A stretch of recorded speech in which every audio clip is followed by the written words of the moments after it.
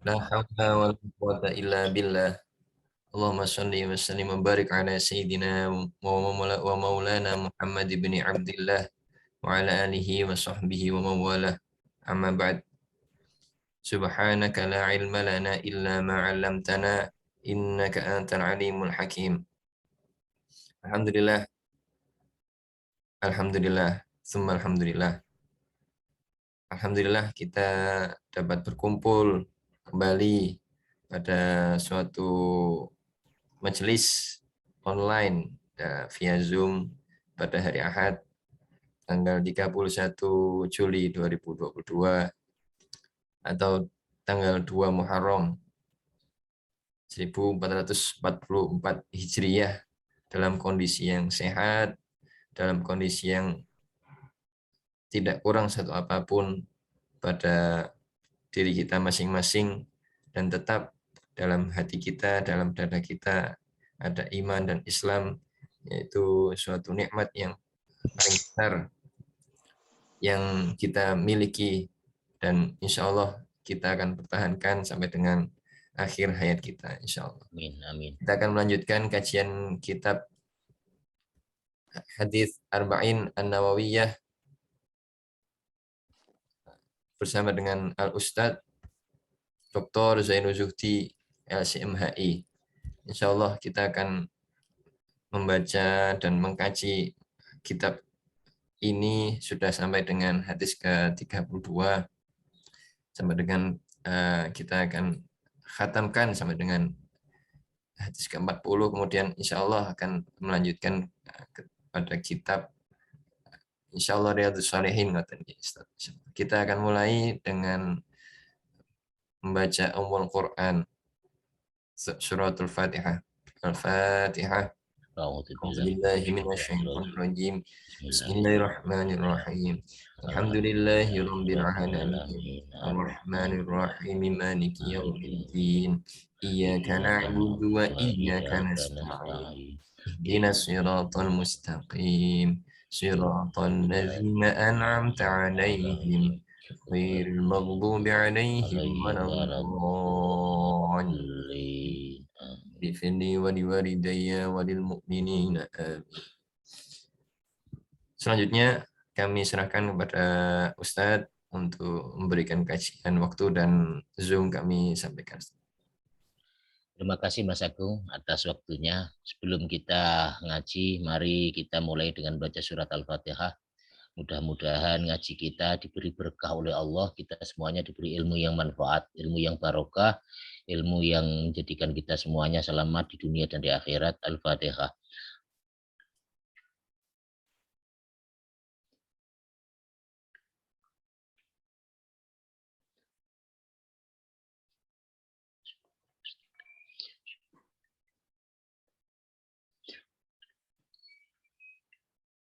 Assalamualaikum warahmatullahi wabarakatuh. Alhamdulillah wa syukurillah wa la haula wa la quwata illa billah wassalatu wassalamu ala rasulillah Muhammad ibn Abdillah.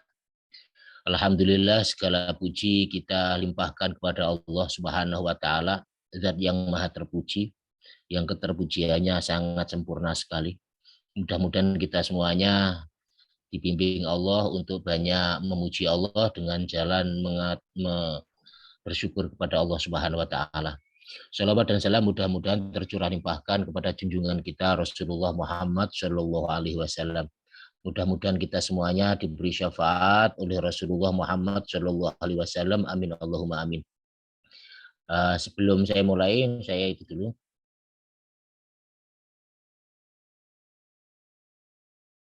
Sekarang kita akan melanjutkan hadis Arba'in An-Nawawi ini. Sekarang sudah sampai pada hadis yang ke-32. A'udzubillahi minasyaitonirrajim. Bismillahirrahmanirrahim. Al-haditsu tsani wa tsalatsun. Al-haditsu hadis as-tsani wa tsalatsun yang ke-32. An Abi Sa'id Sa'd bin Malik, diriwayatkan, diceritakan oleh Abu Sa'id Sa'ad bin Malik bin Sinan Al-Khudri radhiyallahu anhu, mudah-mudahan Allah memberi ridho kepada beliau. Anna Rasulullah, sesungguhnya Rasulullah Muhammad Shallallahu Alaihi Wasallam qala, bersabda, dawuh, la dororo wala diroro. La dororo, tidak berbahaya, wala diroro, dan tidak membahayakan. Hadis Hasan, hadis ini adalah hadis Hasan. Rawahu Ibnu Majah, yang diriwayatkan oleh Ibnu Majah, wa Daraqutni, dan juga Imam Daraqutni, wa ghairuhuma, dan juga selain dari keduanya musnadan secara musnad. Ini juga tidak, saya tulis di sini sebenarnya ada tulisannya. Warawahu Malik, dan juga diriwayatkan oleh Imam Malik fil Muwatta, dalam kitab Muwatta, mursalan, tetapi masuk dalam kategori hadis mursal. Jadi hadis ini juga ada riwayat yang lain, antara lain di dalam kitab Al Muwatta yang dikarang oleh Imam Malik. Jadi hadisnya hadis mursal. Maksudnya hadis mursal itu tidak menyebutkan sahabat. Jadi dari tabiin langsung Rasulullah, itu namanya hadis mursal. Hadis mursal masuk dalam kategori hadis dhaif. Tapi karena di hadis-hadis yang lain juga ada yang sifatnya itu hasan, maka hadis dhaif ini bisa naik derajatnya menjadi hadis hasan li ghairihi. Ini kalau kita belajar tentang ilmu mustalah hadis. Tapi di sini tidak kita bahas, Mas Agung, kita bahas isinya saja ya, matanya saja. Oke, la dororo wala diroro, tidak bahaya dan tidak membahayakan. Ini adalah pesan dari Rasulullah Muhammad SAW. Jadi dari dalam kehidupan ini hendaklah kita berpegang pada prinsip ini. La dororo wala diroro, tidak berbahaya dan tidak membahayakan. Jadi dalam Islam itu harus mengacu pada dua hal ini, tidak berbahaya untuk diri kita dan tidak membahayakan untuk orang lain.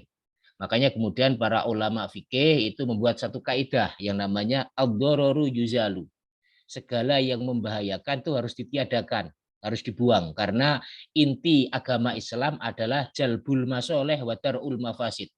Inti ajaran Islam adalah untuk mendatangkan kebaikan dan juga untuk menolak keburukan, menolak bahaya, menolak yang sifatnya merusak. Makanya hal-hal yang sifatnya destruktif, merusak, itu haram hukumnya. Hal-hal yang sifatnya berbahaya itu haram hukumnya.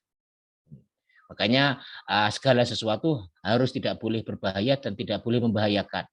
Kadang ada amal itu yang boleh ya, tetapi kadang-kadang membahayakan, maka tidak apa-apa. Yang berbahaya itu ya yang diharamkan oleh Allah ya, misalnya seperti narkoba, itu antara lain ya berbahaya, seperti narkoba, seperti itu sifat makanan ya. Kalau sikapnya orang misalnya seperti kita menfitnah orang, itu kan berbahaya dan juga bisa membahayakan orang lain. Ya, bisa membahayakan orang lain. Ini juga tidak boleh. Makanya di keterangan hadis ini sangat banyak sekali kalau kita melihat di dalam kitab kaidah fikih ya. Antara lain itu darul mafasid muqaddamun ala jalbil masoreh. Jadi menolak bahaya itu harus dikedepankan daripada menarik kemaslahatan. Misalnya kita menghadapi satu perkara. Satu sisi ada bahayanya, satu sisi ada maslahatnya. Mana yang harus didahulukan? Yang harus didahulukan adalah menolak bahayanya. Itu yang harus didahulukan. Jadi kalau ada sisi maslahatnya, ada sisi maldorotnya, maka yang dimenangkan adalah sisi maldorotnya. Kecuali kalau maslahatnya besar, maldorotnya kecil, itu boleh. Jadi kalau maslahat, makanya harus dipilah. Ini keterangannya banyak sekali kalau dalam kitab kaidah fikih. Antara lain kalau bahaya kepada satu orang tapi membawa maslahat kepada banyak orang misalnya dan tidak ada berbahaya, kalau tidak dilakukan maka akan membahayakan orang banyak, maka boleh kalau hanya untuk membuat madorot. Ini misalnya seperti akhafud dororen ya, kita mengambil madorot yang paling kecil karena kita tidak bisa menghindari lagi. Ini makanya sesuatu yang berbahaya itu harus ditiadakan. La dororo wala diroro, tidak berbahaya dan tidak membahayakan. Misalnya saja dalam keadaan berbahaya kita itu boleh melakukan sesuatu yang diharamkan oleh Allah Subhanahu wa taala. Syaratnya satu, yaitu apa? Ada bahaya. Ya, makanya dalam Al-Qur'an disebutkan, "Famaniturra ghayra baghi wala 'adin fala itsma alaih." Barang siapa yang terpaksa karena kalau tidak dilakukan akan membahayakan dirinya, maka fala itsma alaih, tidak ada dosa. Misalnya kita dalam keadaan kelaparan, di situ tidak ada makanan kecuali hanya bangkai misalnya. Ini yang sering dicontohkan dalam kaidah fikih. Maka kita boleh makan bangkai. Karena apa? Karena kalau tidak makan kita akan mati. Seperti itu. Kemudian misalnya saja seperti orang hamil. Orang hamil atau orang menyusui ketika di bulan puasa misalnya. Maka seorang ibu itu boleh tidak ikut berpuasa. Karena apa? Kalau berpuasa akan membahayakan dirinya, akan membahayakan janinnya. Nah, ini jadi diperbolehkan. Alasannya apa? Ya hadis ini. La dororo wala diroro. Tidak berbahaya dan tidak membahayakan. Andai sholat itu misalnya berbahaya, misalnya ya berbahaya misalnya saja bisa menjadikan dia mati misalnya, maka dia boleh tidak melakukan sholat. Makanya zaman dahulu itu ada yang diancam, kamu kalau tidak mengatakan tidak keluar dari Islam maka kamu saya bunuh. Akhirnya ya keluarganya Yasir ya, akhirnya Yasir itu mengatakan kafir ya karena dipaksa. Kalau enggak mengatakan kafir dia akan dibunuh. Tapi orang tuanya tetap mengatakan iman, akhirnya dibunuh. Tapi dua-duanya di apa istilahnya dua-duanya dibolehkan oleh Rasulullah. Yang mati ya mati dalam keadaan syahid, kemudian Yasir yang dalam keadaan apa pada saat itu karena dipaksa dia mengatakan kafir, itu juga tidak apa-apa karena yang dilihat oleh Allah adalah hatinya karena dipaksa ya karena terpaksa. Makanya segala sesuatu kalau terpaksa itu fala isma alaih, tidak ada dosa. Famaniturra ghayra bagin wala adin fala isma alaih. Barang siapa yang terpaksa, dia sebenarnya tidak ingin, ya tidak ingin sebenarnya itu untuk makan bangkai tidak ingin sebenarnya. Untuk mengatakan kafir tidak ingin, tapi karena dipaksa fala isma alaih, tidak ada dosa. Kerja misalnya di suatu perusahaan, kemudian perusahaan itu mewajibkan untuk lepas jilbab. Andai dia itu misalnya kok tidak bekerja karena apa? Karena tetap mempertahankan jilbabnya kok mendatangkan bahaya untuk dirinya dan keluarganya, misalnya sampai mengancam kematian dan lain sebagainya, hilakun nafsi atau dari sisi ya berantakan dan lain sebagainya, maka tidak apa-apa, fala itsma alaihi. Tidak ada dosa baginya. Karena apa? Karena terpaksa. Karena kalau tidak dilakukan akan membahayakan dirinya, akan membahayakan orang lain dan lain sebagainya. Jadi inti hadis ini adalah pokoknya segala sesuatu Islam itu dibangun dari la dororo wala diroro. Sifatnya adalah tidak berbahaya untuk diri kita dan juga tidak membahayakan untuk orang lain. Ini. Jadi, tetapi kalau ada satu bahaya, kalau tidak segera diatasi, maka akan mendatangkan bahaya yang lain. Maka harus segera dipotong bahaya tersebut, biar tidak membahayakan orang lain, biar tidak lebih besar lagi. Misalnya ketika dokter kandungan harus mengambil keputusan, ini kalau tidak dipotong, tidak diamputasi, maka ini racunnya akan menyebar ke seluruh tubuh. Maka hukumnya wajib untuk mengamputasi itu. Wajib hukumnya, bukan hanya sunnah, tapi wajib. Sebab apa? Sebab menolong jiwa. Padahal hukum asalnya kita misalnya ya ada tangan yang harus dipotong. Hukum asalnya nggak boleh. Ya, kita nggak boleh, nggak ada sebab, nggak ada apa-apa, tahu-tahu tangan kita potong. Itu hukumnya nggak boleh. Tetapi karena keadaan terpaksa, karena berbahaya, kalau tidak dipotong ini akan menjalar kemana-mana racunnya, maka otomatis amputasi wajib hukumnya. Sebab apa? Untuk menyelamatkan jasad yang lain. Jadi untuk menyelamatkan misalnya untuk menyelamatkan bangsa, maka boleh untuk menghukum berat kepada pengedar narkoba dan lain sebagainya. Ibaratnya seperti itu. Makanya dari hadis Nabi ini kemudian para ahli fikih itu membuat banyak kaidah ya, antara lain ad-daruratu tubihul mahdzurat, antara lain lagi daftarul mafasid muqaddamun ala jalbil masoleh, ad-dararu tuqaddaru biqadariha dan lain sebagainya. Karena dalam keadaan berbahaya dan membahayakan, maka diperbolehkan. Termasuk ketika kita melihat aurat.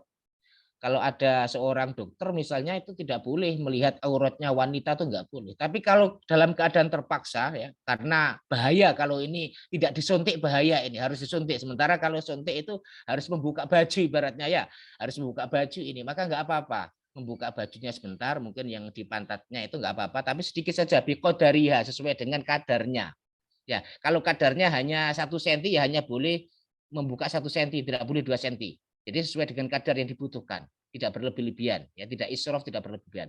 Itu boleh ya dibuka sedikit sesuai dengan yang bagian yang bisa disuntik, kemudian disuntik. Hukum asalnya nggak boleh melihat auratnya wanita. Tapi kalau dalam keadaan terpaksa, misalnya kalau nggak disuntik berbahaya ini karena ada penyakit ya untuk menyembuhkan dan sebagainya, maka boleh dibuka tetapi biqadariha, sesuai dengan kadar yang dibutuhkan, sesuai dengan kebutuhan. Makan bangkai juga seperti itu, sesuai dengan kebutuhan. Jika makan 2 suap sudah cukup tidak menjadikan dia mati, maka hanya boleh makan 2 suap, tidak boleh 3 suap. Jadi sesuai dengan kadarnya, ya, kadar yang dibutuhkannya itu. Begitu juga ketika ada orang yang harus operasi, maka dia harus dibius misalnya, ya, harus dibius dengan menggunakan obat narkoba misalnya. Ya boleh, tetapi bikodaria sesuai dengan kadarnya, tidak boleh berlebihan. Kalau memang dibutuhkan waktu, tapi ini dokter sudah tahu semuanya ya. Biasanya kalau dibutuhkan waktu 1 jam biusnya, ya dosisnya juga cukup 1 jam, tidak boleh sampai lebih dari itu. Jadi kadar bahaya itu diatasi dengan berbuat sesuatu yang dilarang, tetapi bikodaria sesuai dengan kadar yang dibutuhkan itu. Ini antara lain makna dari la dororo wala diroro. Yang intinya adalah perbuatan kita jangan sampai menimbulkan bahaya dan jangan sampai membahayakan orang lain. Baik itu berbahaya untuk dirinya ataupun membahayakan orang lain, itu jangan sampai. Misalnya saja kalau membahayakan orang lain, ya kita membuat sumur. Aslinya membuat sumur itu boleh, ya. Tapi kalau sumur itu dibuat di tepi jalan yang membahayakan orang lain, jadinya nggak boleh. Ya, jadinya nggak boleh. Termasuk apa? Termasuk supir bis itu ya. Supir bis itu sebenarnya itu haram hukumnya. Supir bis itu melarikan bisnya itu dengan kencang, gebut-gebutan, ngebut. Itu hukumnya haram itu. Karena apa? Bisa membahayakan orang lain. La diroro, dilarang oleh Rasulullah Muhammad SAW. La diroro, tidak membahayakan orang lain. Makanya kalau kita naik sepeda motor, kita naik mobil, usahakan keamanannya wajib ya, wajib untuk menjaga keamanannya. Kalau bisa pakai helm, ya dasarnya ya ini, la diroro, tidak membahayakan untuk dirinya. Kalau kecelakaan itu nggak berbahaya dan lain sebagainya. Makanya kita nggak usah ngebut-ngebut ya, ya biasa-biasa. Kalau ngebut pun kita harus hati-hati lah, ibaratnya seperti itu. Kalau memang hal itu diharuskan ya, misalnya diharuskan seperti itu. Ini hadis yang pertama, la dororo wala diroro, tidak berbahaya dan tidak membahayakan kepada orang lain. Hadis yang ketiga, al hadisus salis wal al hadisus salis wa salatun, hadis yang ke-33. An Ibni Abbas, diriwayatkan oleh Ibnu Abbas radhiyallahu anhuma, mudah-mudahan Allah memberi ridho kepada keduanya. Anna Rasulullah, sesungguhnya Rasulullah Muhammad sallallahu alaihi wasallam qala bersabda, lau yu'ta annas, lau sekiranya yu'ta diberikan annasu manusia bidakwahum, dengan klaim mereka, dengan dakwaan mereka. Jika manusia itu diberi istilahnya disetujui, diiyakan atas apa yang didakwakan oleh mereka, lada'a rajulun, niscaya seseorang itu pasti akan mengklaim, akan mendakwa amwala qaumin, harta orang lain, wa dima'ahum, dan juga darah mereka. Andai tuduhan semua orang, andai dakwaan semua orang itu dikabulkan, pasti mereka akan mudah menuduh orang lain, akan mudah mendakwa orang lain. Oleh karena itu pesannya Rasulullah, lakin al-bayyinatu alal mudda'i. Jadi bukti itu harus diberikan kepada orang yang mendakwa, harus diberikan kepada orang yang mengklaim. Ya, wal yaminu, dan juga sumpah ala man angkaro, wajib diberikan orang yang mengingkari. Ini misalnya saja ada orang yang mengklaim bahwa HP itu milik saya misalnya. Maka saya harus membuktikan bahwa HP itu betul-betul milik saya, sebelumnya milik orang lain. Dengan apa misalnya? Misalnya dengan cek, misalnya dengan saksi dan lain sebagainya.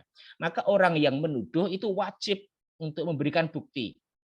Wajib memberikan bukti. Kalau tidak memberikan bukti, dia hanya menuduh saja tanpa bukti, maka tidak boleh, diharamkan oleh Allah Subhanahu wa taala, diharamkan oleh Rasulullah Muhammad SAW. Makanya orang yang mendakwa, orang yang menuduh itu wajib untuk memberikan bukti. Orang kalau menuduh seseorang berzina misalnya, wajib memberikan apa? Memberikan bukti. Saksinya apa? 4 orang misalnya, itu saksinya. Buktinya apa? Harus ada bukti. Tidak boleh hanya kila wakola saja. Ya, makanya orang yang menuduh zina, kok dia itu tidak bisa mendatangkan 4 orang saksi, maka hukumannya harus dicambuk 80 kali cambukan. Makanya kita harus hati-hati. Kadang zaman sekarang tuh banyak ya orang yang ngerasani orang lain zina, itu sebenarnya muhsonat itu. Sebenarnya itu termasuk apa? Termasuk qadzaf itu. Termasuk orang yang menuduh zina kepada orang lain. Ini hati-hati. Hukumannya adalah dicambuk 80 kali cambukan. Kalau tidak, dia tidak bisa mendatangkan 4 orang saksi. Makanya dari hadis ini kita bisa mengamalkan agar kita tidak mudah untuk mendakwa orang lain, agar kita tidak mudah untuk menuduh orang lain. Sebab apa? Dosa. Menuduh orang lain itu dosa. Kalau tanpa bukti ya, kecuali kalau ada bukti kemudian juga dipakai untuk menegakkan keadilan, itu nggak apa-apa. Tapi kalau tidak ada bukti, tidak boleh. Ya, makanya kita jangan sampai menuduh teman kita, menuduh orang lain kalau tidak ada buktinya. Orang yang menuduh, orang yang mengklaim, dia wajib menunjukkan bukti. Buktinya apa? Kalau nggak ada bukti, maka kemudian orang yang dituduh itu diambil sumpahnya, ya, diambil sumpahnya. Orang yang dituduh. Jadi bukti itu diwajibkan atas orang yang menuduh, sementara yang tertuduh diwajibkan bersumpah. Ya, jadi kalau ada A misalnya menuduh B, maka A harus memberikan bukti. Ya, kemudian B diambil sumpah. Tetapi kalau A ini bisa mendatangkan bukti dan buktinya itu valid, maka sumpah B tidak dianggap karena dia sumpah apa tidak dianggap. Karena apa? Karena ada buktinya, ada saksinya dan lain sebagainya. Ini termasuk dua hadis ini termasuk dalam pembahasan muamalah ya, hubungan antara sesama, karena untuk apa ya, lijal bil masoleh, untuk mendatangkan kebaikan dan juga untuk menolak kemadharatan. Jadi tidak boleh kita asal menuduh kepada orang lain kalau tidak ada bukti. Jadi kalau kita menuduh harus ada bukti. Sebab apa? Sebab kalau langsung dipercaya, ya dawuhnya Rasulullah, langsung dipercaya, ini bahaya, ini semua orang nanti akan mudah untuk mengklaim. Ya ini sedikit klaim, sedikit klaim. Ya harus ada buktinya dan lain sebagainya. Hadis Hasan, hadis ini adalah hadis Hasan. Hadis Hasan itu tingkatan kekuatannya di bawah Sahih ya. Bawah Sahih. Kalau Sahih itu sangat kuat hafalannya, dobit. Tapi kalau Hasan itu tidak terlalu kuat hafalannya. Ini bedanya antara hadis Hasan sama hadis Sahih. Kalau kita belajar ilmu mustalah hadis di situ. Rawahul Baiki, hadis ini diriwayatkan oleh Imam Baihaqi, wa dan selainnya. Hakada wa ba'duhu, dan juga selain itu meriwayatkan fi sahihaini, dari di dalam kitab Sahih Bukhari dan Muslim. Ada di dalam kitab Sahih Bukhari dan Muslim, ada juga yang meriwayatkan tentang hadis ini. Kemudian hadis An Abi Sa'id Al-Khudri, Al-Hadis Ar-Rabi wa Thalathun, hadis yang ke-34. An Abi Sa'id Al-Khudri, diriwayatkan oleh Abu Sa'id Al-Khudri radhiyallahu anhu, mudah-mudahan Allah memberi ridho kepadanya. Qala, beliau berkata, sami itu saya mendengar Rasulullah Muhammad sallallahu alaihi wasallam yaqulu, bersabda, man ro'a minkum mungkaron, man barang siapa ro'a melihat minkum dari kalian mungkaron, kemungkaran. Ya, siapa yang di antara kalian itu melihat kemungkaran, falyughayyirhu, maka hendaklah ia mengubahnya biyadihi, dengan tangannya. Jadi siapa yang melihat kemungkaran, melihat kemaksiatan, melihat dosa, ya, melihat ketidakadilan, pokoknya melihat kemungkaran lah. Maka kita diperintah oleh Rasulullah, falyughayyir biyadihi, falyughayyirhu biyadihi. Maka hendaklah ia mengubahnya biyadihi, dengan tangannya. Dengan tangannya ini kinayah ya, bisa dengan kekuasaannya, bisa dengan uang kita. Misalnya kita melihat ada orang itu mencuri, ya kita rubah bagaimana agar dia tidak mencuri. Pertama apa? Falyughayyiru biyadihi, hendaklah mengubah dengan tangannya. Ya kita kasihlah pekerjaan dia. Kita kasih uang, ya misalnya kita zakati biar dia tidak mencuri. Ya. Kenapa dia tidak sholat? Oh, karena dia itu waktunya sholat ngayuh becak. Kenapa ngayuh becak? Karena ekonominya mepet, misalnya tidak ada yang dimakan. Ya kasihlah dia makanan. Biar apa? Biar dia bisa sholat. Itu yang paling bagus dakwahnya Mas Agung. Jadi tukang becak, misalnya waktunya Jumatan, kita kasih uang. Ayo ikut Jumatan. Ini jatahnya kamu becak, saya kasih hari ini. Diajak untuk sholat. Ini yang paling bagus. Yaitu dengan tangan kita, dengan kekuasaan kita, dengan ekonomi kita. Ini dakwah yang paling bagus. Jangan hanya mengatakan kamu masuk neraka saja, tapi kasih solusi. Ya, kasih solusi. Ini yang paling bagus. Kalau kita melihat seorang pelacur misalnya, bagaimana agar dia tidak melacur? Ya kasih pekerjaan. Ya, kasih uang, tolong dia. Kasih siraman rohani, dirikan pengajian di tempatnya misalnya dan lain sebagainya. Falyughayyirhu biyadihi. Hendaklah mengubah dengan tangannya, real. Ya, bukan hanya diomongi saja, real. Ini yang paling bagus. Falyughayyirhu biyadihi. Ya, dirubah dengan kekuasaannya. Apalagi kalau seorang penguasa, ini sangat mudah sekali ya seorang penguasa. Falyughayyirhu biyadihi. Ya kita sesuai dengan kadar kemampuan kita lah. Ya, sesuai dengan kadar kemampuan kita. Kenapa dia tidak sholat? Ya kita cari kenapa dan lain sebagainya. Kemudian kita berusaha untuk mengubahnya. Fa'ilam yastati, jika tidak bisa, tidak mampu, karena kita tidak memiliki uang misalnya, karena kita tidak memiliki kekuasaan, karena kita tidak memiliki segala sesuatu yang bisa kita perbuat, maka fabilisani, pesannya Rasulullah. Maka rubahlah dengan lisan kita nasihati. Makanya nasihat sebenarnya nomor 2. Nomor 1 itu apa? Rubahlah dengan yang real. Yang real.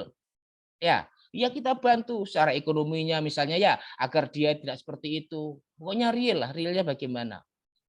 Fabilisani, maka kemudian kalau tidak bisa ya dengan lisannya kita nasihati ya, kita nasihati yang baik-baik dan lain sebagainya. Pokoknya kalau kita melihat kemungkaran kalau bisa ya, kalau nggak bisa dengan yadihi ya bilisani, dengan lisan kita nasihati dan lain sebagainya. Ya kita omongi, misalnya ada teman kita kok melakukan dosa ya kita omongi. Dia pertama, kenapa kok dia itu suka maksiat misalnya ya, misalnya suka maksiat. Kita cari, oh karena dia itu belum punya istri. Dia carikan jodohnya, caranya seperti itu. Itu namanya falyughayyir biyadihi. Ya, falyughayyir biyadihi. Rubahlah dengan kekuasaanmu. Ya, cari jodoh, carikan jodohnya biar dia tidak bermaksiat kepada Allah. Kalau gak iso nyari misalnya ya keterbatasan, kenalan kita misalnya, ya diomongi. Ojo maksiat, ojo ngene-ngene dan sebagainya. Fabilisani, dengan lisannya, kalau tidak bisa dengan perbuatan, dengan lisan kita. Kemudian fa'ilam yastati, jika dengan lisannya tidak bisa, mungkin karena dia sungkan, seorang bawahan nggak mungkin toh, seorang bawahan kok mau biadihi dekat kepada atasan kan sangat tidak mungkin sekali ya, saya tidak mungkin sekali. Misalnya dengan omongan masa kita mau menasihati atasan kita kan sangat bagus sekali. Nah, kita tidak mampu ibaratnya, tidak ada keberanian. Maka pesannya Rasulullah fabiqolbihi, maka rubahlah kemungkaran itu dengan hati. Maksudnya apa? Dengan doa. Kita doakan mereka. Berarti apa? Ketika melihat kemungkaran, pesannya Rasulullah secara nggak langsung, kita tidak boleh menghina. Ini pesannya Rasulullah. Yang harus dilakukan orang ketika melihat kemungkaran ada 3. Ini pesannya Rasulullah. Hanya ada 3 pesannya Rasulullah. 1, rubahlah dengan perbuatan. Yang kedua, rubahlah dengan nasihat, dengan lisan. Yang ketiga, doakanlah. Orang enek perintah, hinakanlah orang ono, tapi doakanlah. Ini menunjukkan betapa Masya Allah luar biasa Rasulullah Muhammad SAW itu sangat luar biasa. Hanya ada 3 opsi ya, ada tiga opsi ketika kita melihat kemungkaran, ketika kita melihat kezaliman dan lain sebagainya, maka rubahlah biyadihi. Fa illam yastati fa bilisani, fa illam yastati fa biqalbihi. Maka rubahlah dengan hati ya. Jadi orang kafir itu tidak dibinasakan Mas Agung. Orang kafir itu diimankan, jangan dibinasakan. Orang maksiat itu jangan dibinasakan. Orang maksiat itu diimankan. Ya, diinsafkan. Jangan sampai mereka selalu berada dalam lubang maksiat dan lain sebagainya. Ini pesan Rasulullah. Kalau tidak bisa apa? Fabiqolbihi. Ini langkah terakhir. Doakan mereka. Doakan mereka. Ya Allah, berikanlah apa istilahnya, ampunilah atasanku ya Allah, misalnya ampunilah tetanggaku ya Allah, berilah hidayah kepada mereka ya Allah. Ketika kita sholat Jumat melewati tukang becak yang nggak mau sholat misalnya, kita nggak bisa ngasih amplopan biar dia itu nggak becak dan ikut sholat Jumat, kita juga nggak bisa misalnya, kita juga nggak bisa menasihati mereka misalnya, dia sambil lewat kita doakan ya Allah, berilah iman kepada mereka ya Allah, tunjukilah mereka dan lain sebagainya. Ini pesannya Rasulullah Muhammad Shallallahu Alaihi Wasallam. Wadalika adaful iman, dan doa itu adalah selemah-lemahnya iman. Ya. Ini kalau kita tukang doa itu memang itu selemah-lemahnya iman itu. Jadi iman yang lemah lah ibaratnya. Ya dengan tangan ya nggak bisa, dengan lisan ya nggak bisa. Ya dengan doa. Doa itu ibaratnya opsi terakhir lah, itu selemah-lemahnya iman. Nek wis gak gelem iki berarti gak duwe iman Mas Agung. Mafhumnya seperti itu. Ini yang repot ya. Wis gak gelem ndongakne, ora gelem ngrubah, meneng ya. Ini sama dengan nggak punya iman ini. Makanya mudah-mudahan kalau kita pernah berbuat seperti itu, mudah-mudahan kita semuanya diampuni oleh Allah Subhanahu wa taala. Jadi paling tidak kalau kita tidak bisa merubah kemaksiatan, tidak bisa merubah kemungkaran tersebut, paling tidak ya kita doakanlah. Ya, itu dawuhnya Rasulullah, adaful iman. Itu adalah iman yang paling lemah, mendoakan. Berarti pemahamannya kalau tidak mau mendoakan, tidak mau menasihati, tidak mau berbuat apa-apa, terus bagaimana ya? Terus bagaimana iman kita? Ini salah satu pemahaman dari hadis yang ke 34. Kemudian kita teruskan al-hadis al-khamis wa thalathun, hadis yang ke-35. An Abi Hurairah, diriwayatkan oleh sahabat Abu Hurairah radhiyallahu anhu, mudah-mudahan Allah memberi ridho kepadanya. Qala dawuh, qala Rasulullah Muhammad sallallahu alaihi wasallam dawuh bersabda, la tahasadu, janganlah kalian itu saling hasud, saling dengki. Jadi kita dengki itu dilarang oleh dalam untuk slide pun. Oh iya. La tahasadu, janganlah kalian saling hasud. Ya, janganlah kalian tuh saling hasud, saling dengki. Dengki itu apa sih? Dengki itu nggak suka kepada orang lain. Misalnya kalau orang lain itu karena benci, biasanya itu ada dengki. Biasanya dengki sama benci itu biasanya satu kesatuan, Mas Agung. Orang kalau benci itu biasanya dengki. Misalnya ada orang yang benci kepada si A, pasti dia nggak ingin si A itu mendapatkan kenikmatan. Tapi kalau mendapatkan kesengsaraan, sewenang. Nah itu biasanya seperti itu. Dengki sama benci itu biasanya sulit dipisahkan. Makanya cara menghilangkan dengki jangan benci ya. Kalau ada kebencian di situ nanti ada kedengkian dan lain sebagainya. Maka pesannya Rasulullah, la tahasadu. Janganlah kalian semuanya saling hasud, saling dengki. Jadi dengki itu kalau ada temannya itu dapat kenikmatan, dia susah. Ya, kalau temannya itu dapat kesengsaraan, kalau susah dia senang. Itu namanya dengki. Ini penyakit hati ini ya. Cara mengobatinya bagaimana Ustadz? Cara mengobatinya kalau kita benci kepada orang atau dengki, kita dekati.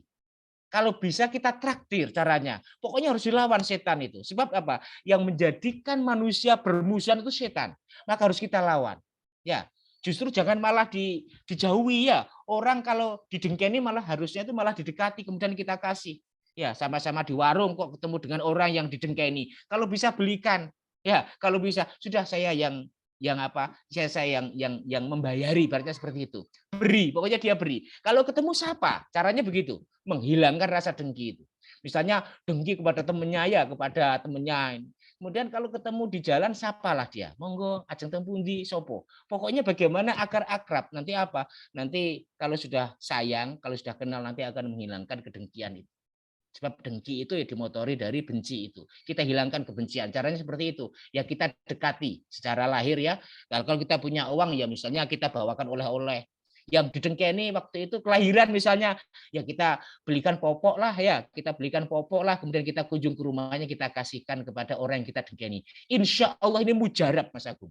Mujarab. Insya Allah langsung hilang nanti dengkinya nanti. Akan dihilangkan oleh Allah Subhanahu Wa Taala. Pokoknya dilawan ya, dengki jangan diterus-teruskan. Kalau diteruskan semakin dengki nanti. Dan dengki itu dosa, penyakit hati ini ya, penyakit hati. Maka pesannya Rasulullah, la tahasadu, janganlah kalian tuh saling mendengki. Wala tanajasu. Tapi kalau kita didengkeni bagaimana Ustaz? Ya sudah kita maafkan saja ya. Didengkeni kita maafkan saja. Kemudian juga kita perbaiki juga seperti itu juga ya. Ya kita kasih. Kalau nggak mau bagaimana? Ya sudah nggak apa-apa. Kita sudah usaha ya. Kalau dia nggak mau ya nggak apa-apa. Kita bawain buah kok dia menolak misalnya ya nggak apa-apa. Kita bawa pulang lagi ya. Itu aja kok repot-repot. Yang jelas kita sudah jalankan. Ya kita sudah jalankan. Usaha kita sudah jalankan. Hasilnya seperti itu ya sudah nggak apa-apa. Kita ridho saja, ya diuji oleh manusia seperti itu kita ridho saja.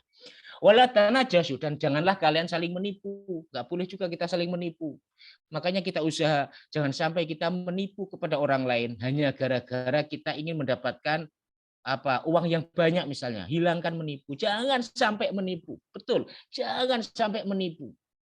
Seusaha mungkin kita bersifat amanah. Jangan sampai menipu. 1 kilo, katakan 1 kilo. Ibaratnya seperti itu. Makanya Imam Ali dawuh ya, kulil haqqo walau kana amurun. Katakan sejujurnya, meskipun itu terasa pahit. Jangan ada penipuan di antara kita ya. Nanti kalau sekali menipu, akan menipu terus. Penyakit ini harus diobati ini ya. Jangan menipu. Yakini caranya bagaimana Ustaz mengalahkan menipu itu. Biasanya orang menipu itu ada motivasi. Entah itu karena ambisi jabatan, entah itu karena ambisi ekonomi, entah itu karena ambisi kekuasaan, entah itu karena ambisi-ambisi yang lain. Mungkin juga ambisi asmara, ya. Mungkin juga ambisi asmara juga. Ya, dia suka sama wanita itu misalnya akhirnya ada orang lain suka akhirnya dia menipu dan lain sebagainya. Kadang-kadang juga menipu itu juga karena ambisi asmara. Maka menipu ini motifnya banyak ya, karena dunia lah, semuanya ini karena dunia. Hasud ya karena dunia, asmara ya menipu juga karena dunia. Nah, bagaimana caranya agar kita tidak menipu? Yakini bahwa rizki itu sudah ditetapkan oleh Allah Subhanahu Wa Taala, jodoh sudah ditetapkan oleh Allah Subhanahu Wa Taala. Bahkan kita diberi kekuasaan apa tidak, itu sudah ditetapkan oleh Allah Subhanahu Wa Taala. Tu'til mulka man tasya wa tanzi'ul mulka mimman tasya. Engkau memberi kekuasaan kepada siapa yang kau kehendaki ya Allah. Engkau mencabut kekuasaan kepada siapa yang engkau kehendaki. Jadi kekuasaan sudah di tangan Allah Subhanahu Wa Taala. Itu caranya. Jadi rizki orang lain tidak mungkin akan sampai kepada kita. Kalau itu rizki kita, tidak akan mungkin sampai kepada orang lain. rizki itu sudah ditulis oleh Allah Subhanahu wa taala. Sebagaimana dulu yang hadis yang kita ngajikan ya. Jadi ada 4 perkara yang ditulis oleh Allah Subhanahu wa taala ketika kita berada di alam rahim 4 bulan ya, tentang rizkinya, tentang amalnya, tentang ajal kematiannya dan lain sebagainya. Kita hanya sebatas usaha saja ya. Sementara yang lain itu hasilnya kita serahkan kepada Allah Subhanahu wa taala. Makanya kita jangan sampai menipu ya, jangan sampai meyakini bahwa jika sudah jatahnya tidak akan lari. Jika belum jatahnya meskipun diuber-uber tidak akan bisa. Kita sudah pengalaman hidup ya, kadang-kadang apa yang kita perjuangkan tidak kita dapatkan. Malah justru yang tidak diperjuangkan malah kadang-kadang yang kita dapatkan. Makanya Rasulullah pesan wala tanajasu, jangan kalian semuanya saling menipu. Wala tabaghadu, jangan kalian saling membenci. Ini juga benci itu nggak boleh. Berarti hukumnya bagaimana? Haram, sudah haram. Dengki itu ya haram. Ini urusan hati ya. Kemudian menipu itu juga haram. Kemudian membenci orang lain juga haram. Nggak boleh kita membenci orang lain. Nggak boleh. Ya, nggak boleh. Saling membenci itu nggak boleh. Harus saling mencintai. Harus saling menyayangi. Ya, makanya di dalam hadis yang lain juga banyak ya. Siapa yang tidak bisa menyayangi manusia, dia tidak akan disayangi oleh Allah Subhanahu Wa Taala. Man lam yurham la yarham. Man la yarham la yurham. Siapa yang tidak mau menyayangi orang lain, dia tidak akan disayangi oleh Allah. Caranya agar kita disayangi oleh Allah, sayangi orang lain. Ya, sayangi orang lain, sayangi istri kita, sayangi anak kita, sayangi tetangga kita, sayangi fakir miskin, sayangi semua orang. Disayang, kamu akan disayang oleh Allah Subhanahu wa taala. Ya, ini. Jadi wala tabaghadu, jangan kalian itu membenci. Berarti kita diperintahkan oleh Rasulullah untuk menyayangi. Ya, jangan sampai ada kebencian di antara kita. Kalau benci sekali bagaimana Ustaz caranya? Ya tadi itu. Kalau benci, kamu datangi, kamu belikan buah. Ya, pokoknya lawan, dilawan, disapa. Orang yang kita benci ini kita sapa. Kita ajak misalnya. Semakin dekat nanti insya Allah kebencian akan hilang. Sebab kebencian itu kadang dihembus-hembuskan oleh setan. Sebab setan nanti yang memasukkan rasa benci di dalam hati. Agar ada pertengkaran, agar ada saling ribah, saling menggunjing, saling fitnah. Kenapa orang fitnah orang lain? Karena benci. Kenapa orang itu menggunjing orang lain? Karena benci. Tapi kalau sayang tidak mungkin memfitnah. Kenapa kita nggak pernah memfitnah anak kita, istri kita? Karena kita sayang kepada mereka. Kenapa kita tidak pernah menggunjing anak istri kita? Karena kita sayang kepada mereka. Makanya kunci agar kita tidak berbuat dosa kepada orang lain, tidak berbuat aniaya kepada orang lain, kuncinya satu, apa? Jangan benci. Sayangi mereka. Niscaya kita tidak akan pernah mencaci maki mereka, tidak akan pernah memfitnah mereka. Orang memfitnah itu karena membenci. Pokoknya sumber dosa itu seperti ini. Makanya dihilangkan penyakit-penyakit hati ini, dihilangkan semuanya. Wala tabaghadu, jangan kalian itu saling membenci. Kemudian wala tadabaru. Sebentar ya. Wala tadabaru, janganlah kalian semuanya itu saling nyingkuri. Ya, saling nyingkuri. Kalau orang Jawa mengatakan itu satron, ojo podo satron, ya, ojo podo satron. Satron tuh kamu ngomong ya, ketemu wongnya langsung pletas, menghindar ya, menghindar. Ini namanya satron. Ini juga dilarang oleh Rasulullah Muhammad SAW. Biasanya kalau orang Jawa di desa-desa tuh nek wis satron iku mau mangan apa-apa nih. Caranya bagaimana menghilangkan satron? Gampang. Pokoknya deketi saja, ya, deketi saja. Kita deketi orang yang nyatroni kita deketi. Siapa yang mau menyambung tali silaturahmi kepada orang yang memutuskannya, ini pahalanya besar sekali. Begitu juga dengan siapa yang mau mendekati orang yang nyatroni kita, pahalanya besar sekali. Insya Allah nanti tidak ada satru lagi. Pokoknya kita dekati. Ya, ada bawaan kita yang nyatroni kita ya, karena mungkin THR-nya kecil misalnya, ya kita dekati mereka ya, kita dekati mereka dan lain sebagainya. Insya Allah nanti akan hilang itu. Pokoknya pesannya Rasulullah kalau kita jangan sampai tadabaru, jangan sampai kita itu membelakangi, nyatron ya, nyatroni menungsolio, sampai ya, ojo satron-satronan lah ya, yang baik, yang saling mengasihi dan lain sebagainya itu indah sekali nanti. Ya, indah sekali. Ini wala yabi'u ba'dukum, dan tidak boleh yabi, wala yabi ba'dukum, dan tidak boleh menjual sebagian di antara kalian ala ba'di ba'din, atas barang dijual kepada orang lain.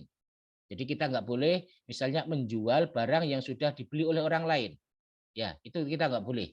Tidak boleh kita itu menjual sesuatu yang telah dijual orang lain. Jadi apa istilahnya? Tidak boleh wala yabi ba'dukum ala bai'i ba'din. Jadi tidak boleh menjual sesuatu yang telah dijual oleh orang lain. Ini mafhumnya kembali, pokoknya intinya adalah kita tidak boleh berbuat zalim kepada orang lain kecuali kalau itu tidak bentuk kedzaliman tapi kemanfaatan. Ya, kalau kemanfaatan tidak apa-apa, tapi kalau kedzaliman tidak boleh. Tapi kalau ada manfaatnya, misalnya kalau dijadikan satu kesatuan misalnya, ya itu nggak apa-apa. Ya itu nggak apa-apa. Wa kunu ibadallah, dan jadilah kalian semuanya itu ibadah Allah sebagai hambanya Allah Subhanahu wa taala, ikhwana, yaitu sebagai saudara. Jadi kita adalah hamba-hamba Allah Subhanahu wa taala. Kita diperintahkan oleh Rasulullah agar kita menjadi hambanya Allah. Jangan menjadi hambanya dirham. Kalau menjadi hambanya dirham, kita nanti suka menipu. Kalau kita jadi hambanya dirham, kita nanti suka hasud, suka dengki. Kalau kita menjadi hambanya dirham, nanti kita suka membenci, suka menyakiti dan kepada orang lain dan lain sebagainya. Maka kalau menjadi hamba Allah, tidak akan ada yang namanya benci, tidak ada yang namanya saling menipu, saling menjatuhkan dan lain sebagainya. Sampai-sampai Rasulullah itu melarang kita menjual sesuatu yang sudah dijual oleh orang lain. Ya, yang sudah dijual oleh orang lain. Ini bisa bermakna dua ya, bisa bermakna kita menjual barang yang sudah dibeli oleh orang lain, dan juga bisa bermakna kita tidak boleh menjual barangnya tersebut juga dijual oleh orang lain. Tapi kalau untuk persaingan lah, ya bisa seperti itu. Tapi kalau memang hal itu mendatangkan manfaat ya nggak apa-apa. Misalnya dijadikan satu kesatuan ya nggak apa-apa. Tapi yang paling mendekati kebenaran, ini coba nanti saya cari lagi maksud hadis ini. Tapi yang mendekati kebenaran itu kalau saya melihatnya, kita tidak boleh menjual barang yang sudah kita jual kepada orang lain. Ya ini, jadi misalnya HP saya ini sudah saya jual kepada orang lain, tapi belum diambil, kemudian saya jual lagi kepada orang lain. Kalau saya memahaminya seperti itu, kalau saya memahaminya. Tidak kok, misalnya kita menjual HP, orang lain nggak boleh menjual HP, ya gitu nanti nggak ada kehidupan ya. Misalnya yang jual malah monopoli, nanti malah tidak baik. Kalau saya memahaminya seperti itu, kita tidak boleh menjual HP yang sudah kita jual kepada orang lain, karena mungkin belum diambil dan sebagainya, yaitu yang tidak boleh kita jual. Itu yang saya pahami seperti itu. Ini karena kita semuanya diperintah oleh Rasulullah agar kita belajar menjadi hambanya Allah, ya. Karena kita semuanya adalah saudara. Bagaimana enggak saudara, Mas Agung, ya? Kita semuanya dari Bani Adam, dari keturunannya Adam. Kita semuanya saudara sebenarnya. Bukan orang lain kok. Kita semuanya itu saudara. Makanya jangan sampai kita melukai saudara kita sendiri. Jangan sampai mendengkeni saudara kita sendiri, ya. Ya kalau pokoknya kuncinya satu, sayang. Kalau sayang itu insya Allah tidak ada, malah senang. Misalnya ya, anak istri kita mendapatkan rezeki, orang tuanya kan senang meskipun tidak mendapatkan jatahnya itu senang. Karena apa? Kenapa senang? Karena ada sayang. Ada kita menyayangi teman kita. Kalau teman kita mendapatkan rezeki, mesti kita ikut senang meskipun kita tidak kecipratan, ibaratnya seperti itu. Andai kita menyayangi semua orang, subhanallah ya, melihat orang lain dapat rezeki, mabruk, pasti mendoakan. Mudah-mudahan Allah memberkahi dan lain sebagainya. Ya, jangan malah didoakan yang jelek-jelek. Ini, jadi seorang muslim adalah akhul muslim, saudara muslim yang lain. La yadzlimuhu.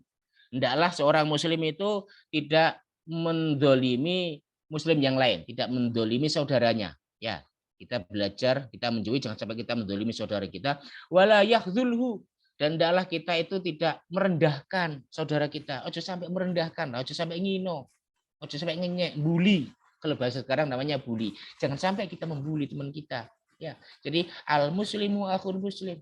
Muslim itu adalah saudara. Jangan sampai kita saling membuli, ya, mendolimi, menghina. Ini pesan Rasulullah Muhammad SAW. Berarti hukumnya membuli itu bagaimana, Ustaz? Ya haram, dosa, harus minta ampun kepada Allah. Dan Allah mau mengampuni, syaratnya orang yang dibuli harus memberi ampun. Ini repotnya. Makanya dosa kita kepada Allah itu lebih mudah daripada dosa kita kepada sesama. Kalau dosa kita kepada Allah bisa hilang dengan kita minta ampun. Tapi kalau dosa kita kepada orang lain, ini lebih yang berbahaya. Sebab apa? Allah mengampuni, tetapi kalau orang yang dibuli itu tidak mau memaafkan, Allah tidak akan memaafkan. Ini bahayanya. Bahayanya kalau dosa itu berhubungan dengan manusia. Kalau berhubungan dengan Allah mudah. Kita istighfar, Allah akan mengampuni. Karena Allah itu Ghafur, maha pengampun. Tapi kalau dosa kepada sesama, ini mandek. Kalau dalam istilahnya fikih itu mu'allak, bergantung.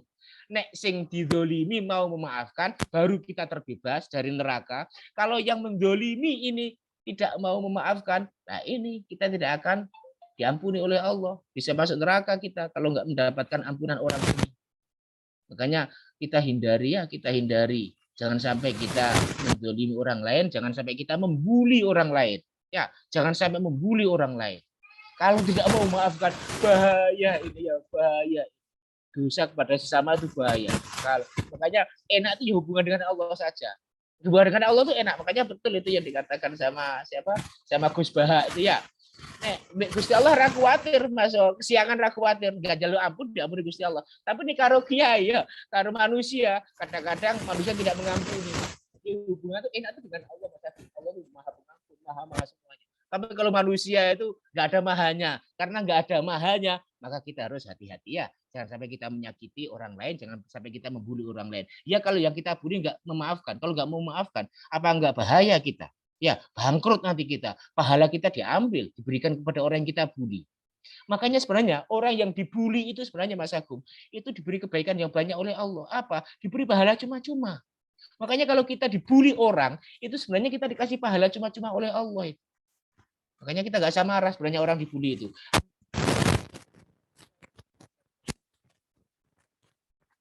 Ya, punten Ustaz, suaranya menghilang. Hilang. Ya ini ku kados kayak kemeresek terus kadang menghilang. Sudah sekarang. Ini sampun, Mbak, sampun. Oh iya dah. Jadi diusahakan jangan sampai kita membuli orang lain. Karena nanti kalau membuli orang lain itu pahala kita nanti akan diambil di akhiratnya, diberikan kepada orang yang kita bully. Kecuali kalau orang yang membuli kita itu memberi maaf kepada kita. Makanya jangan sampai kita nanti menjadi orang yang bangkrut. Ya, al-muflis bangkrut. Siapa itu yang bangkrut? Ya Rasulullah, orang yang mati tetapi dia sering menyakiti orang, sering membuli orang, sering menghina orang, sehingga pahala-pahala orang yang disakiti itu diambil, pahalanya orang yang membuli itu diambil, diberikan kepada orang yang dibuli. Ini jangan sampai ya. Oleh karena itu kita menghindari, jangan sampai kita layak dulu, tidak merendahkan orang lain. Ya, jangan sampai kita merendahkan. Ya, jangan sampai kita merendahkan orang lain. Nih, wala yakdzibu, dan jangan sampai kita itu membohongi saudara kita ya, karena al-muslimu akhul muslim, manusia Islam itu bersaudara. Jangan sampai kita membohongi orang lain. Diusahakan kita jangan sampai bohong lah. Ya, kita berusaha jangan sampai kita bohong. Ya, kita berusaha. Sekali bohong nanti akan menuju bohong-bohong yang lain. Pokoknya katakan sejujurnya, katakan sebenarnya meskipun itu terasa pahit, berarti seperti itu. Ya, katakan sejujurnya meskipun itu terasa pahit. Nek gak duwe ya gak duwe. Ojo ngomong gak duwe tapi duwe. Nek koncone kate nyilih duwe ya, ngomongnya gak duwe padahal duwe. Ojo sampai. Itu namanya bohong. Katakan sejujurnya saja. Aku duwe tapi apa tak gawe ngene. Aku duwe apa tak gawe ngene. Jadi ngomong jujur aja itu lebih baik. Aku duwe tapi aku mau nyilih sampean. Ya ora apa-apa, lebih baik itu daripada aku gak duwe. Ngomong saya gak punya padahal dia punya. Ini misalnya ya, jangan sampai kita berbohong kepada orang lain. Kadang-kadang suami sering ya berbohong kepada istrinya ya, dikata kadang-kadang itu. Duit-duit, ngomongnya gak duit, berarti ono sakune ya, kadang-kadang seperti itu. Lah kita hindari, ngomong sejujurnya. Aku ono neng, aku ono Dek, tapi gak itu rokok. Ah ngono ya, ngomong sejujurnya. Saya ada tapi untuk beli kopi nanti. Ngomong sejujurnya itu lebih baik. Ya, jangan sampai kita berbohong itu khususnya ya. Sebab sumber malapetaka kadang-kadang berbohong Mas Agung. Sekali bohong akan bohong terus. Misalnya kita katakan ya sama istri kita ditanya, Mas dari mana Mas? Saya dari rumah sakit. Misalnya dia berbohong ya, misalnya dia dari karaoke tapi dia bilangnya dari rumah sakit. Atau misalnya dia dari mall, dia bilangnya saya dari rumah sakit. Dan ditanya, di rumah sakit ketemu siapa Mas? Dia akan berbohong lagi. Ketemu A, padahal dia nggak pernah di rumah sakit. Sekali bohong dia akan bohong terus. Makanya caranya apa? Cut mata rantai kebohongan, putus. Ya, jangan sampai ada kebohongan. Ini. Sebab bohong itu dosa dan dosanya nanti terus. Ya, makanya kulil haqqa walau kana murra. Katakan sejujurnya meskipun terasa pahit. Ya Dek, saya ada uang di dompet saya, ini ada 400.000, tapi nanti saya sudah janjian sama teman saya untuk makan di kuliner sana, misalnya bikin nyicipi. Terus terang saja daripada aku ora ono duit Dek ya, misalnya seperti itu. Katakan sejujurnya meskipun terasa pahit. Ya, jangan sampai kita berbohonglah kepada orang lain, kepada sesama saudara kita, khususnya kepada istri yang sering terjadi, kadang-kadang kepada istri sama suami yang sering terjadi ya. Jangan sampai kita bohong. Wala yahtiru, dan hendaklah tidak saling yahtiru, saling merendahkan ya, tidak boleh kita saling merendahkan kepada orang lain, saling menghina ya, tidak boleh saling menghina ya, tadi itu ya, membuli. Ini at-taqwa, Rasulullah dawuh at-taqwa, takwa itu hahuna di sini, wa yushiru, dan Rasulullah menunjuk ila sadri, ke dadanya. Takwa itu di sini, bukan di sini takwa itu. Oh gak no lambene ngomongnya apik tapi perbuatannya suka bohong, suka menggunjing, suka menghina. Takwa itu fil qalbi, fi hadza, dawuhnya Rasulullah. Takwa itu di dada, di sini loh takwa itu. Takut kepada Allah itu di sini loh. Ya, makanya caranya bagaimana agar kita tidak bohong? Takwa, orang takwa pasti akan takut bohong, pasti. Orang takwa pasti takut menghina. Kenapa orang suka menghina? Karena tidak takwa. Jadi caranya, ya ini secara gak langsung Rasulullah ngasih solusi. Agar tidak berbohong, tidak mendolimi orang lain, tidak merendahkan, kemudian tidak macam-macam tadi. Satu saja sebenarnya kuncinya apa? Takwa, takut kepada Allah, zahiron wa batinan, secara zahir dan batin. Salah sama rot, Rasulullah menunjuk 3 kali. At-taqwa hahuna, takwa itu di sini. Ya, takwa itu bukan di baju yang putih, bukan di gamis, bukan di isbal, baju cingkrang, bukan. Takwa itu fi hadza, takwa di sini. Takwa itu bukan kok harus meluruskan begini, bukan itu takwa itu. Bukan yang menggunakan serban, ya serbannya sampai ngelewer 10 meter. Bukan itu takwa itu. Ini secara nggak langsung. Takwa itu fi hadza, di sini takwa itu. Makanya kadang-kadang kan orang kelihatannya kiai Mas Agung, ya kadang-kadang kelihatannya syekh, serbannya panjang, baju putih-putih, tapi suka menghina orang. Itu bukan kiai itu. Sejatinya bukan kiai itu. Suka menghina orang, sejatinya bukan ustadz itu kalau suka menghina orang. Suka memprovokasi, bukan ustadz itu. Sejatinya seperti itu. Sebab apa? Sebab at-taqwa, Rasulullah menunjuk at-taqwa wa yushiru ila sadri. Hahuna, takwa itu. Hahuna, di sini. Takwa itu dalam hati. Kalau orang bertakwa kepada Allah, tidak akan dia itu menghina orang lain, tidak akan menyesatkan orang lain, tidak akan menuduh orang lain, tidak akan mengumpat orang lain, dan lain sebagainya yang tadi sudah kita perbincangkan. Menunjuk sampai 3 kali. Bihasbi imri'in, cukuplah seseorang itu minasyari, dianggap jelek, ayah kiro akhohu, ketika dia itu menghina orang lain. Ini cukuplah orang itu dikatakan jelek ketika dia menghina orang lain. Berarti cirinya apa? Cirinya orang jelek itu suka menghina orang lain. Itu cirinya orang jelek. Makanya kalau ada suka ngelek-ngelek wong, menghina orang, ya itulah orang jelek. Dari Rasulullah ya, bukan dari Ustaz loh ini. Makanya bihasbi imri'in minasyari, cukuplah seseorang itu dikatakan jelek. Apa? Ayah tiro akhohu, dia itu menghina orang lain, ya, dia itu mencemooh orang lain. Cukuplah dia itu sudah jadi gambaran bahwa dia itu orang jelek. Ini. Masya Allah ya, hadis ini. Kulul muslim alal muslimi haramun. Setiap orang Islam pada orang yang Islam itu haram. Apa? Haram damuhu, darahnya haram. Wa maluhu, hartanya juga haram, maka jangan dicuri. Darahnya haram, maka jangan dibunuh. Wa irduhu, dan kehormatannya. Jangan sampai diinjak-injak kehormatannya sama muslim. Dia juga punya kehormatan, kalau bisa tutupi. Ya, jangan sampai kehormatannya hancur. Ini, ya, jangan sampai. Rata-rata sekarang kan pembunuhan karakter haram itu. Orang yang membunuh karakter itu sudah jadi tanda bahwa dia orang jelek. Ini sabda Rasulullah Muhammad SAW.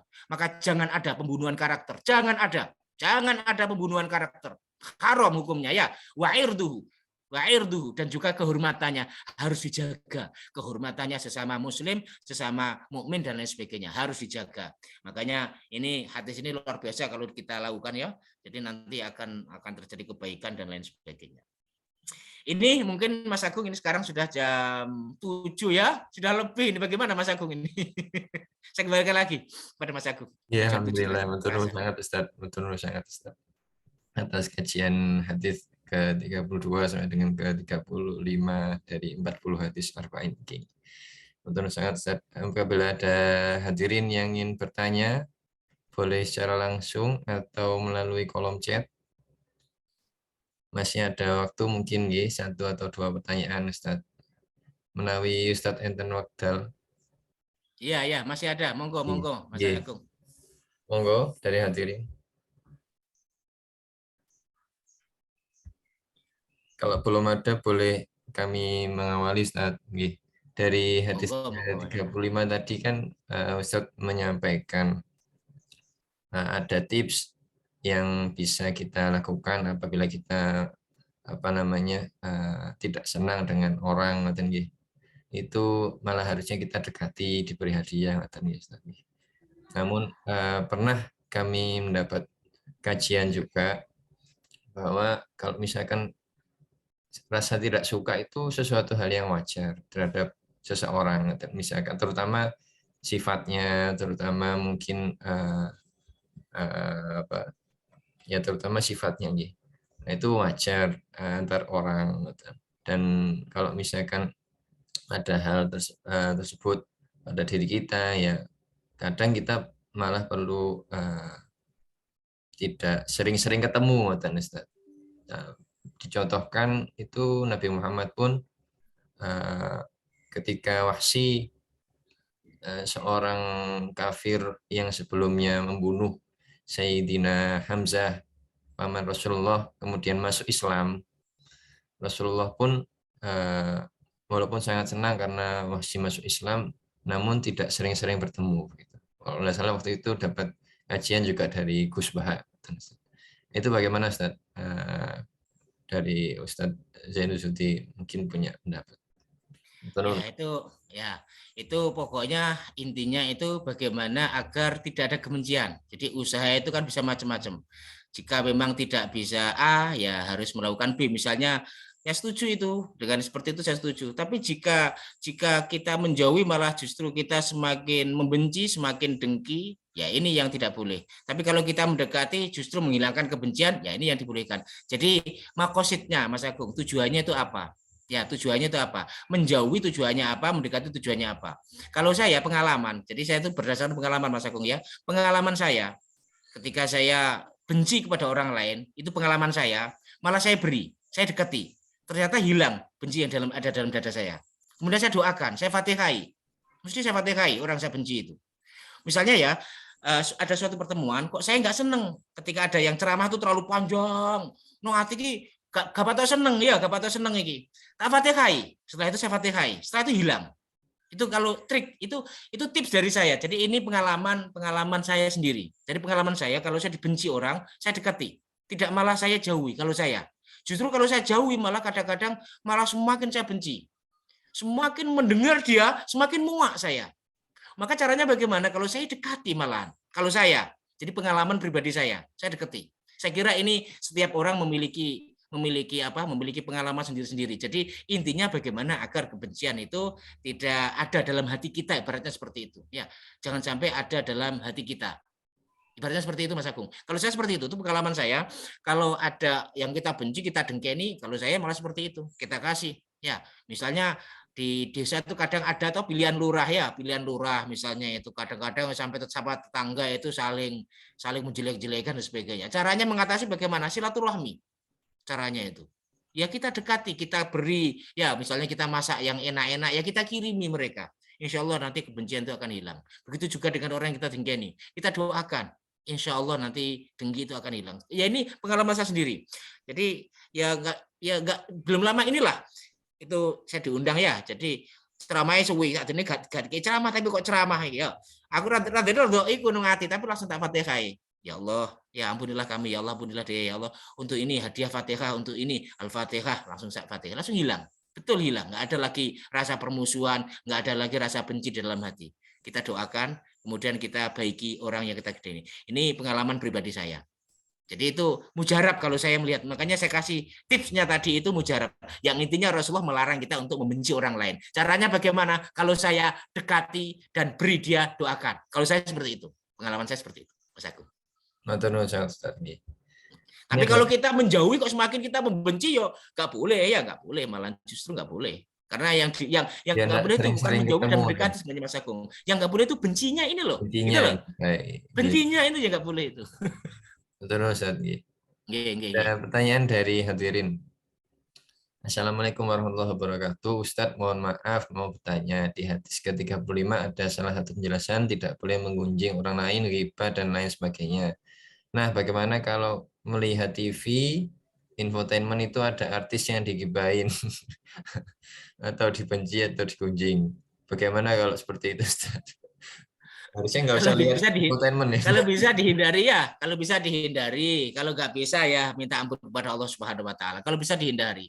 Saya ingat pesannya para ulama ya. Jadi jangan kotori pikiran dan hati kita dengan mendengarkan sesuatu yang dilarang oleh Allah Subhanahu wa taala. Kita jaga mata kita jangan sampai maksiat, telinga kita juga jangan sampai maksiat. Antara lain ya maksiatnya mata, maksiatnya telinga itu ya melihat, menonton orang yang sedang ghibah. Apalagi kalau kita suka ya, itu sama dengan kita menghisap darah mereka ya, menghisap makan bangkai mereka itu. Jangan sampai, makanya jangan ditonton lah infotainment itu kalau menurut saya nggak pernah menonton Mas Agung. Insya Allah saya nggak pernah menonton TV saya. Sama sekali saya nggak pernah menonton TV. Makanya saya nggak tahu berita-berita terkini infotainment tentang artis-artis sudah lama saya nggak pernah melihatnya. Karena pertimbangan saya nggak ada manfaatnya. Malah justru malah yang ada tuh malah hati rusuh kabeh ya, rusuh kabeh malah ngersii hati, ngersii pikiran. Maka jangan sampailah sampah-sampah dunia kita masukkan ke pikiran kita ya. Eman pikiran kita tuh eman, hati kita tuh eman kita masuki dengan sesuatu yang tidak bermanfaat. Itu kalau menurut saya seperti itu. Tapi kalau misalnya kayak hiburan Ustadz dan lain sebagainya, ya sudahlah banyak istighfarnya gitu saja ya. Dibanyakin istighfarnya gitu saja. Kalau memang nggak bisa kita lepas dari situ. Tapi kalau bisa hindarilah. Ya hindari kalau bisa. Kalau belum, caranya sedikit-sedikit Mas Agung. Alhamdulillah saya tuh jarang, hampir tidak pernah nonton TV Mas Agung. Ada TV itu, tapi yang nonton anak-anak. Saya sama istri hampir tidak pernah nonton karena kurang suka. Apalagi infotainment ya, tentang selebriti dan sebagainya itu saya kurang suka. Gak pernah nonton ya. Itu Mas Agung. Iya, betul Ustaz. Enten satu lagi terakhir mungkin Ustaz. Monggo. Dari hadirin di kolom chat, hubungan dengan dunia jual beli Ustaz, mohon maaf izin bertanya, gimana untuk menawarkan barang agar tidak memberatkan pembeli, namun dengan pendapat orang lain beranggapan merusak harga. Gimana untuk solusinya, matur nuwun. Misalkan saya praktek nih Ustaz, biasanya di situ 50.000 atau 100.000, tapi saya kasih harganya periksa itu cuma 25.000 Ustaz, itu kan kayak gitu. Itu bagaimana agar dia dianggap merusak harga kalau dalam praktekan, kadang juga ada. Memang repot ya, satu sisi memang ada niatan baik, satu sisi memang bisa berbahaya kepada orang lain. Ya kita kembali lagi ke al-umuru bima qasidiha. Segala sesuatu tergantung kepada maksudnya. Jadi innamal a'malu binniyat wa innamal likulli imri'in ma nawa. Ya segala sesuatu tergantung kepada niatnya aja. Dan kalau niatnya memang ingin meringankan orang dan tidak merusak harga, ya tidak apa-apa. Tapi kita juga harus mempertimbangkan juga ya, ini baik nggak untuk yang lain ini. Ini baik memang ini meringankan orang lain dan secara Allah melihat hati kita memang niatnya menolong orang. Tapi kalau sekiranya kita menolong orang tapi bisa merugikan orang lain bagaimana ya? Makanya ini satu sisi kita dilema ini Mas Agung ya. Dilema nih, satu sisi ya ada kebaikan baik dari sisi orang lain yang kita ringankan dan juga dari sisi agama karena Allah memerintahkan kita untuk menolong orang lain. Allah memerintahkan kita untuk tidak memberatkan orang lain. Ini juga ada perintah Allah Subhanahu wa taala. Tapi dari satu sisi nanti ini bisa merusak harga misalnya saja. Nah, jadi nggak merusak harga kok Mas Agung sepanjang itu harga standar ya. Jadi misalnya harga OVO itu misalnya 2.400.000 misalnya ya. Ya kita nggak usah banyak ngambil untung lah. Kita jual misalnya 2.400.000, 10.000 misalnya kita ngambil untung 10.000. Ya nggak apa-apa lah. Saya kira ini nggak merusak harga lah. Kalau merusak harga itu misalnya kita jual 2.300.000 ya itu. Jadi tidak standar. Itu namanya merusak harga. Kalau saya seperti itu Mas Agung. Jadi kalau kita jual 2.400.000, 10.000 untung 10.000 itu saya kira tidak merusak harga. Itu menolong orang lain. Saya kira seperti itu. Tapi kalau misalkan punya modal besar, kemudian dia apa istilahnya itu merusak harga di pasaran, kadang-kadang ada yang seperti itu Ustaz, terutama ya, betul. Di online betul. shop itu Prof. Ustaz sampai Prof. Ustadz itu kadang itu kan banyak dari luar negeri Ustadz. Ya. Modalnya besar, kemudian dia banting harga sehingga di masyarakat harganya itu lebih tinggi dan yang laku itu dia. Terus kalau customer sudah di situ semua, akhirnya yang lain mati. Nah itu begitu yang enggak boleh guys. Itu nggak boleh kalau itu nggak boleh, itu ada hadisnya itu ya nggak boleh kalau itu memang niatnya dia merusak harga, merusak pasaran itu nggak boleh. Dalam fikih juga nggak boleh itu merusak pasaran. Tapi kalau kita mengambil untung sedikit itu yang dianjurkan malah seperti itu. Tapi begini Mas Agung, fikih itu kalau kita sudah terjun di masyarakat Mas Agung itu tidak bisa sikap kita itu hitam putih itu nggak bisa. Ini halal ke haram nggak bisa. Kadang-kadang butuh kebijaksanaan kadang-kadang ya, butuh kebijaksanaan kadang-kadang seperti itu. Ya kalau bisa disamakan harganya biar yang lain juga tokonya payu lah ibaratnya seperti itu ya, biar tokonya laku lah. Dia mungkin ngambil untung banyak karena mungkin jualannya sedikit dan dia tidak punya modal, kita bisa menjual murah karena modal kita banyak dan sebagainya. Ya saya kira kita bijaksana lah. Jadi mungkin barang-barang yang di rumah kita, di toko kita dengan barang-barang yang ada di tokonya dia kita samakan. Tapi kalau barang yang ada di toko kita misalnya tidak ada di toko yang lain, nah itu boleh kita ngambil untung sedikit. Saya kira itu menggunakan kebijakan kok, menggunakan kebijaksanaan. Jadi kita harus bijaksana lah. Misalnya di toko kita menjual korek api, di toko dia juga ada korek api. Misalnya harganya ini 2.000 ya. Misal dia menjualnya 3.000, ya kita samakanlah 3.000 misalnya ya. Misalnya seperti itu. Kita samakan dengan mereka biar mereka juga payu karena mereka dagangannya sedikit misalnya. Tapi kalau misalnya kita menjual korek api di situ tidak ada korek api. Kita boleh menjualnya 2.000, misalnya 2.100 kita ngambil cuma Rp100 saja. Ya, ini tidak. Jadi ini saya kira itu kebijaksanaan lah, kebijaksanaan orang yang berbuat itu juga semakin bagus. Makanya kadang-kadang hukum fikih itu kadang-kadang kalau di masyarakat tuh bisa berubah Mas Agung kadang-kadang itu. Jadi bukan hitam di atas putih, bukan kadang-kadang kebijaksanaan itu yang berperan. Ya, kebijaksanaan itu yang berperan. Harus bijaksana. Kalau hanya hitam putih saja, nggak lentur malah fikih itu malah salah satu ciri karakteristiknya itu lentur fikih itu. Hukum itu bisa berubah-ubah ibaratnya seperti itu. Taghayyurul ahkam bitaghayyuril azminah wal amkinah wal ahwal. Jadi hukum itu bisa berubah karena perubahan waktu, karena perubahan kondisi, karena perubahan keadaan dan lain sebagainya. Saya kira seperti itu Mas Agung. Menggunakan kebijakan lah ya. Betul Ustaz, sangat jelas sih. Mungkin ada lagi yang ingin bertanya, satu lagi mungkin kalau buat Nathan. Mohon izin dibantu memimpin doa, Ustaz. Karena juga sudah jam 7.15, mari kita tutup dengan baca surat Al-Fatihah. Semoga Allah Subhanahu wa taala menolong kita semuanya, merahmati kita semuanya sehingga kita bisa menjalani hidup ini dengan penuh barokah, manfaat fitini wa dunya wal akhirah, dan mudah-mudahan ilmu yang kita pelajari ini ilmu yang manfaat. Ya, ilmu yang manfaat, ilmu yang barokah. Al-Fatihah.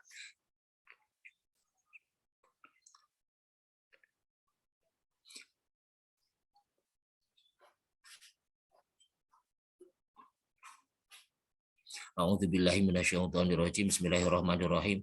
Allahumma shalli ala sayyidina Muhammad walhamdulillahirabbil alamin. Allahumma ighfir lana warhamna wahdina innaka antal ghafurur rahim. Allahumma ighfir lana warhamna wahdina innaka antal ghafurur rahim. Allahumma ighfir lana warhamna wahdina innaka antal ghafurur rahim. Allahumma anfa'na bima 'allamtana wa 'allimna ma yanfa'una wa zidna ilma. Ya Ghafar ighfir dzunubana, ya Tawwab tub alaina, ya Sattar ustur uyubana, ya Arhamar Rahimin irhamna wa afina fa'fu anna. Rabbana atina fid dunya hasanah wa fil akhirati hasanah wa qina adzabannar. Wa sallallahu ala sayyidina Muhammad walhamdulillahi rabbil alamin. Saya limpahkan kepada Mas Agung lagi. Mantan Ustadz atas perkenan memberikan kajian, dan alhamdulillah hadirin dapat bergabung sampai dengan akhir. Insya Allah kita akan bertemu kembali setiap hari Ahad 2 pekan sekali. Kemudian di pekan depan kita akan ada kajian hari Jumat sore. Jadi berselang-seling begitu. Moga-moga kita bisa dalam istiqomah berniat untuk meluangkan waktu untuk kajian-kajian kita yang insya Allah tidak lama, gitu 1 jam, maksimal lagi 1 jam 15 menit. Kita tutup kajian ini dengan bacaan hamdalah. Alhamdulillahirabbil alamin. Istighfar. Dan doa kafaratul majlis. Bismillahirrahmanirrahim. Subhanakallahumma wa bihamdika asyhadu an la ilaha illa anta astaghfiruka wa atubu ilaik. Terima kasih dan mohon maaf. Ihdinas shiratal mustaqim. Assalamualaikum warahmatullahi wabarakatuh. Waalaikumsalam warahmatullahi wabarakatuh. Matur sangat Ustaz. Matur sangat Ustaz.